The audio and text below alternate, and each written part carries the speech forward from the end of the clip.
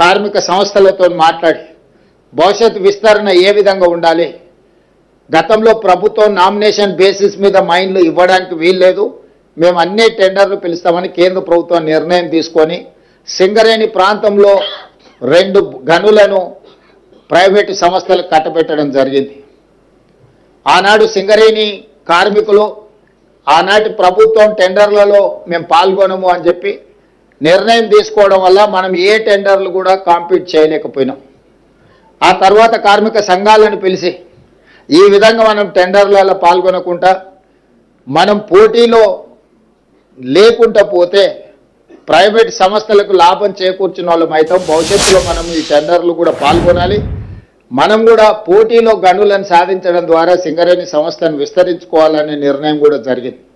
ఈ మధ్యకాలంలో కార్మిక యాజమాన్యాలు నా దగ్గరకు వచ్చి ప్రైవేటు వ్యక్తులకు కట్టబెట్టిన ఈ గనులను కూడా మీరే సింగరేణి సంస్థనే బొగ్గు వెలికి తీసే కార్యక్రమాలను కూడా చేపట్టడానికి ఏం అవకాశాలు ఉన్నాయో వాటిని కూడా పరిశీలించండి అని చెప్పి వాళ్ళు రిప్రజెంట్ చేశారు. దాంతో నేను ఉప ముఖ్యమంత్రి గారికి సూచన చేసిన, దీన్ని ఏ రకంగా ముందుకు వెళ్ళాలి, కేంద్ర ప్రభుత్వం ప్రైవేట్ సంస్థలకు ఇచ్చిన టెండర్లను రద్దు చేసి సరాసరి సింగరేణికి కేటాయిస్తుందా, అవసరం అనుకుంటే వాళ్ళు వేసిన టెండర్ కంటే కూడా కొంచెం ఏమైనా మనం ఎక్కువ ఇస్తే కేంద్ర ప్రభుత్వం ముందుకు వస్తుందా, లేదా ఇతర మార్గాలు ఏమున్నాయో కూడా పరిశీలించమని చెప్పిన.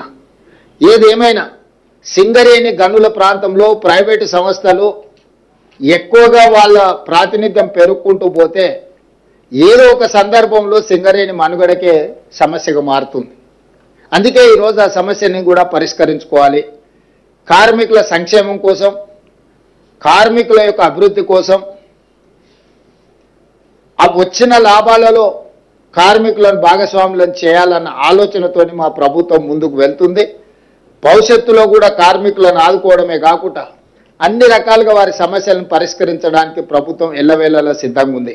ఈరోజు మేము ఒక నెంబర్ అనుకొని బోనస్ ప్రకటిద్దాం అనుకున్నాం, కానీ శ్రీధర్ బాబు గారు ఆ ప్రాంతంలో ఉండే శాసనసభ్యులను అందరినీ తీసుకొని వచ్చి లేదు ఇంకా కొంచెం పెంచండి, 11 గంటలకు మీకు అందరికీ ఈ సంతోషకరమైన ప్రకటన చేద్దామని మేము అనుకుంటే వారు వచ్చి గంట సేపు హర్తాలు చేసి దాన్ని ఇంకా కొంచెం పెంచి వారితో పాటు మిగతా శాసనసభ్యులందరూ కూడా పెంచాలి, వీలైనంత మేరకు వాళ్ళని ఆదుకోవాలి.